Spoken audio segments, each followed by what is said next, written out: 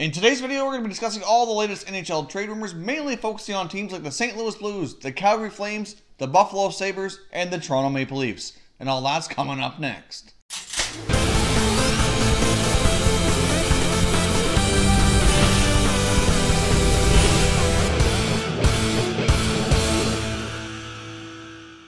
Hey everyone, and welcome back to another video here at Top Shelf Hockey. If you're new to the channel, thanks for stopping by. We review and discuss all 31 NHL teams. So if you're a huge hockey fan, consider subscribing and clicking the bell so you don't miss anything. As I mentioned off the top, we have some more NHL trade rumors to discuss, mainly around the four teams mentioned. I want to get started here with the Calgary Flames. Now, I've seen some reports lately that they likely would be willing to consider trading forward Sam Bennett. Now, as we know, Sam Bennett hasn't had the greatest start to his NHL career and has been a fair bit inconsistent in his play during the NHL so far. Now, as we also know, Sam Bennett was taken with a really high draft selection, came into the NHL with a lot of potential, a lot of promise, and hasn't lived up to that. From the information I've been able to locate on Sam Bennett, it does appear the Flames are willing to trade him, but the asking price is still quite high. So this is a deal we may not see here anytime soon. Might be something that happens closer to the trade deadline. But the Calgary Flames are a team that I think are under a fair bit of pressure to make the playoffs and make some steps forward. General Manager Brad Treliving has made a lot of moves during this offseason to really reshape this Flames roster, including the head coach as well, with Bill Peters coming in to replace Glenn Gullifson.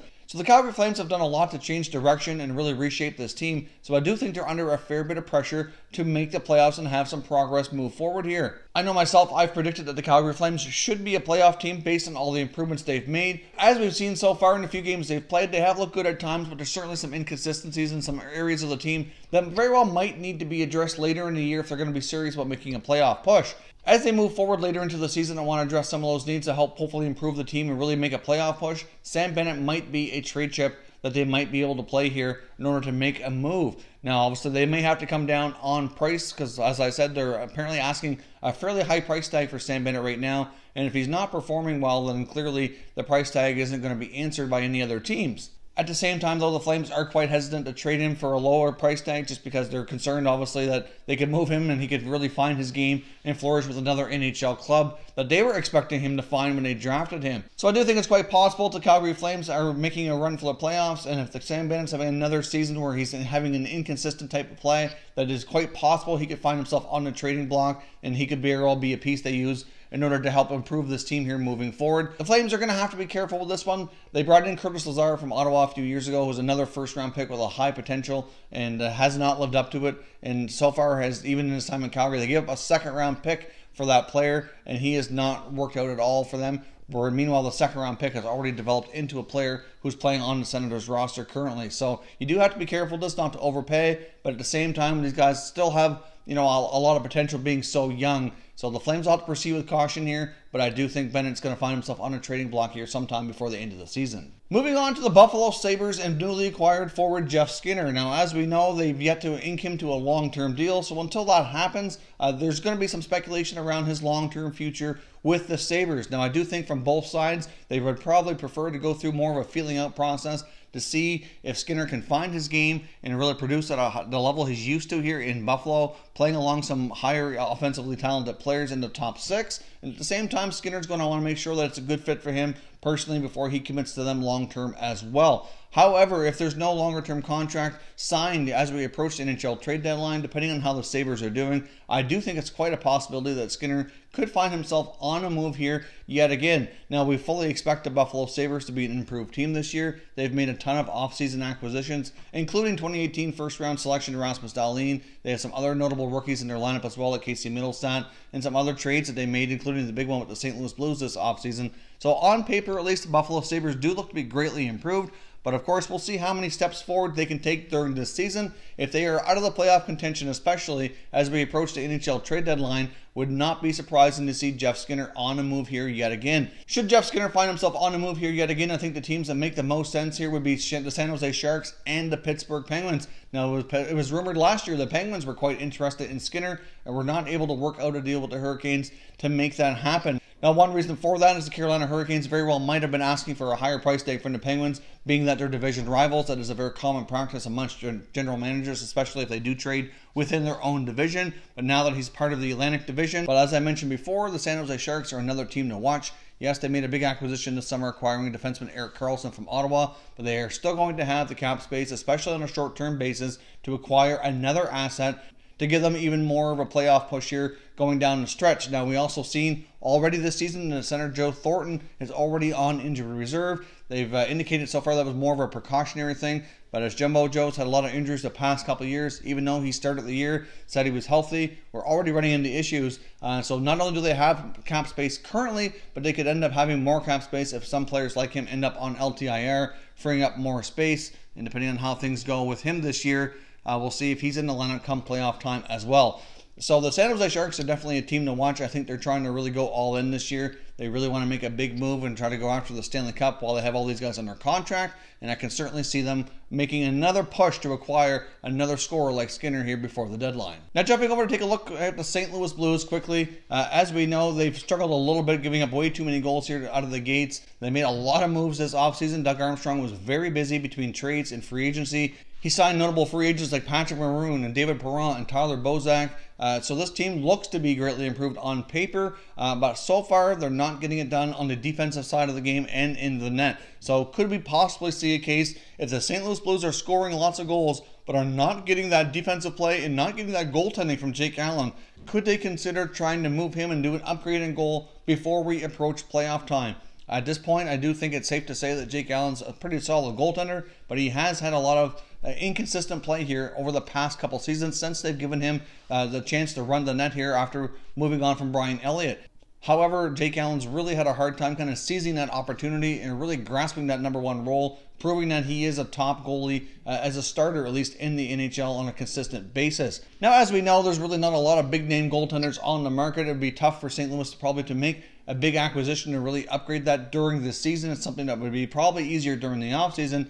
However, you would look to potentially to a team like the Blue Jackets, who have an all-star goaltender in Bobrovsky, who at this point, his future looks uncertain with that team as well. So, I'm not sure exactly what it would take to land Bobrovsky. I know the price tag would be high considering his level of play, but if he was being traded as a rental, obviously it wouldn't be quite as bad. So that's just a food for thought. I'm not saying there's any rumors linking those two teams together. I'm saying if they decided to try to make an upgrade here because of the inconsistent play, I don't think there's a ton of options, at least as of today, on the market where they could really look to, but a team like Columbus might be an option for them to try to swing a deal with. Last but not least here, I want to talk about Toronto Maple Leafs unsigned RFA forward William Nylander. So as I record this video, there still appears to be a stalemate between the two sides. There does not appear to be any progress on a contract. All the latest speculation, which we've talked about here before in other videos. We had a William Nylander video up the other day, which has done quite well. Had a lot of comments with a lot of different opinions on the matter. It kind of indicates here that what we're being told is that Nylander's still stuck around the $8 to $8.5 million range. He's still using the Leon Draisaitl contract with the Oilers as the most comparable, whereas the Leafs seem to be somewhere between 6 and 6.5.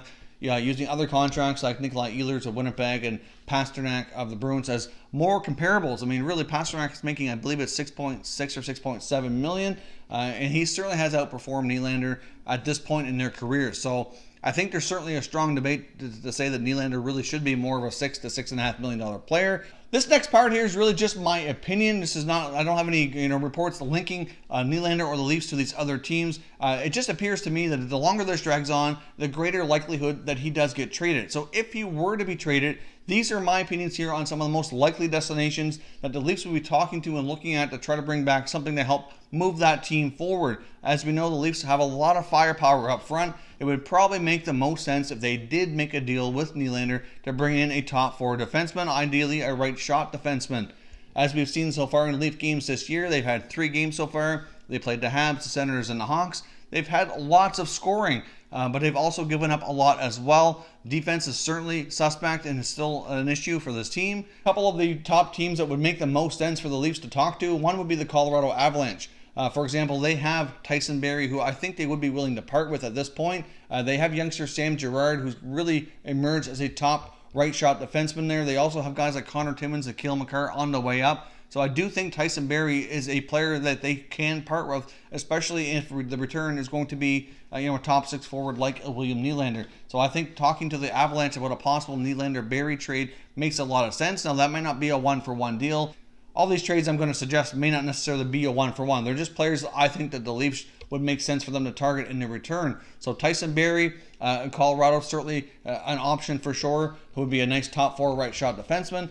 Another team that would make a lot of sense for the Leafs to talk to, I think, would be the Carolina Hurricanes. I do think Nylander would fit well with the Hurricanes, with their young group of top 6 guys that they have down there.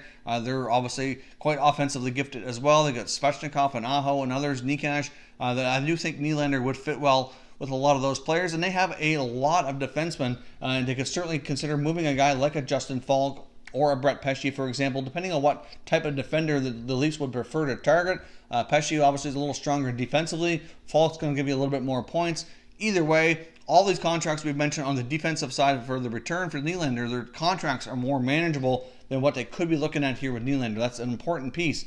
So Carolina makes a lot of sense, as does the Avalanche. Now, another team with a really strong decor and some other guys that are kind of uncertain with their future, as the team I already mentioned, is the Columbus Blue Jackets. Now, they also have a pretty solid blue line, and they do have some guys, as we know, like Bobrovsky and Panarin, that have uncertain futures with this team. Now, I don't think Bobrovsky would make any sense for the Leafs. They have a solid goaltender in Freddie Anderson. But another player that we've talked about before, there was some speculation, and it was just that. It was just speculation. I don't think there was anything much to it. But could Artemi Panarin go to Toronto? Now, obviously, that would be as a rental. It would just be for the year. It's kind of the same situation with Nylander. Like, they can afford Nylander this year. It's really the future that kind of makes things cloudy, and that they want to have that much money tied up amongst their top 3 or 4 forwards on their roster. So if they did bring in Panarin, it would have to be just a one-year deal. Now, the Columbus also has, like I said, some pretty solid defensemen as well.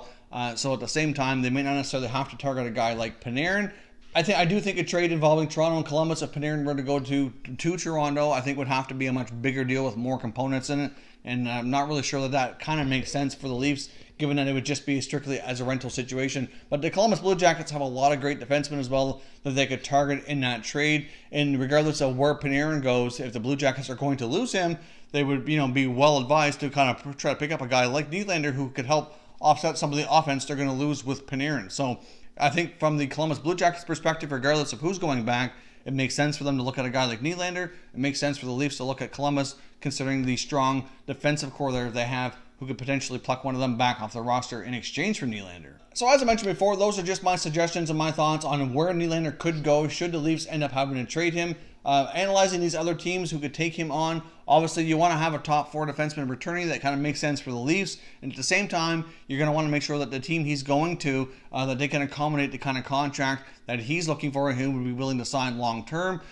So if any teams who are too tight to the cap probably aren't in a situation to acquire a player like William Nylander. If the Leafs are going to be taking a top 4 guy back, they're going to need somebody who's a more controllable contract, kind of fit their budget a little bit better here. Obviously, that's a big part of the issue as well. And so far, a lot of the defensemen we've looked at here are not making too big of money that they would all kind of fit. So again, I'd love to hear your thoughts and comments down below. If the Maple Leafs end up having to come to a situation here where they have to trade Nylander because they just can't get this contract done, do you think these 3 landing spots make sense? Which one do you think that makes the most sense to you? And really, what should the Leafs target for the return? If you're new to the channel here, I hope you consider subscribing. We cover all 31 NHL teams, and there's plenty of content here for all hockey fans to enjoy. So if you're new, hit that subscribe button. If you like this video, don't forget to hit the like button as well. I'd really appreciate it if you did. As always, thank you very much for watching, everybody. We will catch you next time.